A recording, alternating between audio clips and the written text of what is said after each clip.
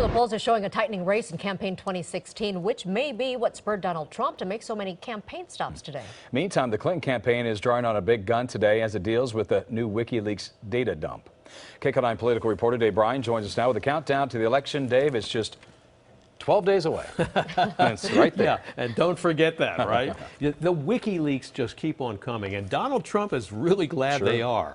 Lots of moving campaign parts tonight. The First Lady delivers closing arguments for Hillary Clinton. The candidates are moving up and down in the battleground state polls, and Donald Trump gets some new campaign ammunition from WikiLeaks.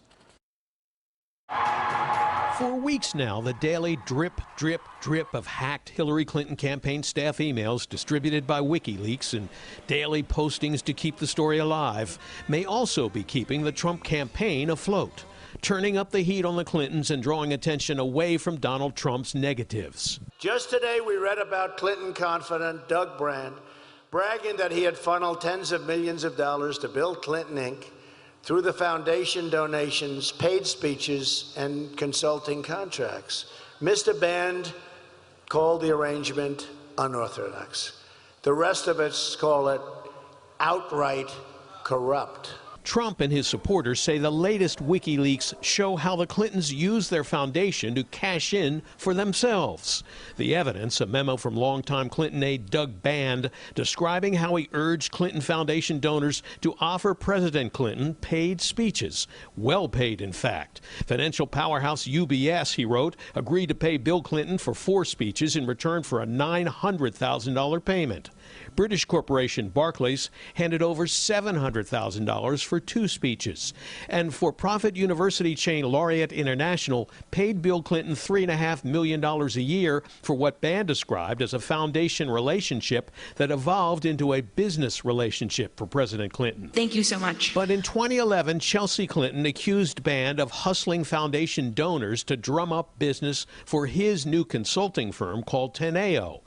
Band responded that he was not only the foundation's chief fundraiser, but had arranged more than $50 million in for-profit activity for President Clinton, including in-kind services for the president and his family for personal travel, hospitality, vacation, and the like. And Band charged he was being scapegoated. The former president, he said, was far more conflicted every single day in what he does and gets many expensive gifts every day from donors.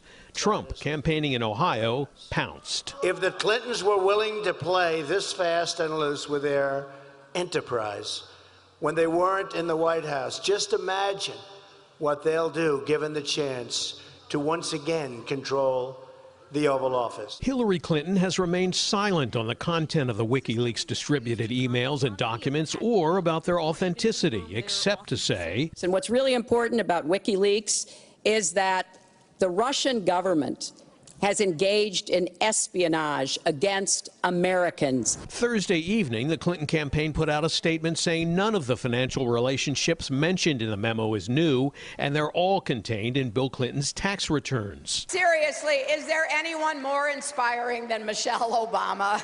Hillary Clinton got a big boost for her campaign from Michelle Obama, the former and current First Ladies on stage together for the first time in the campaign, rallying Democrats in the key battleground state of North Carolina.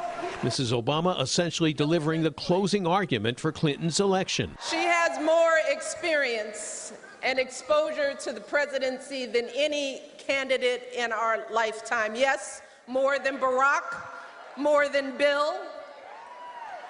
So she is absolutely ready to be commander-in-chief on day one. And yes, she happens to be a woman. The First Lady tag team didn't pull any punches on Donald Trump, even when they didn't mention his name. We want a president who values and honors women, who teaches our daughters and our sons that women are full and equal human beings, worthy, deserving of love and respect. We want a president who takes this job seriously and has the temperament and maturity to do it well. And a new CNN poll of polls shows Clinton holding a 6-point lead over Donald Trump with 12 days to go in the election campaign. But probably more hacked emails to come that may or may not have an impact on Election Day. So now here's the latest on the polls we mentioned earlier, and some good news for Hillary Clinton. 2 new polls show she has moved into a virtual tie with Donald Trump in Iowa and Ohio, 2 states Trump is counting on winning and needs to win. Yesterday, we reported Trump's poll numbers have improved in Florida and Nevada, boding well for him. So every day, my friends, is a new polling adventure.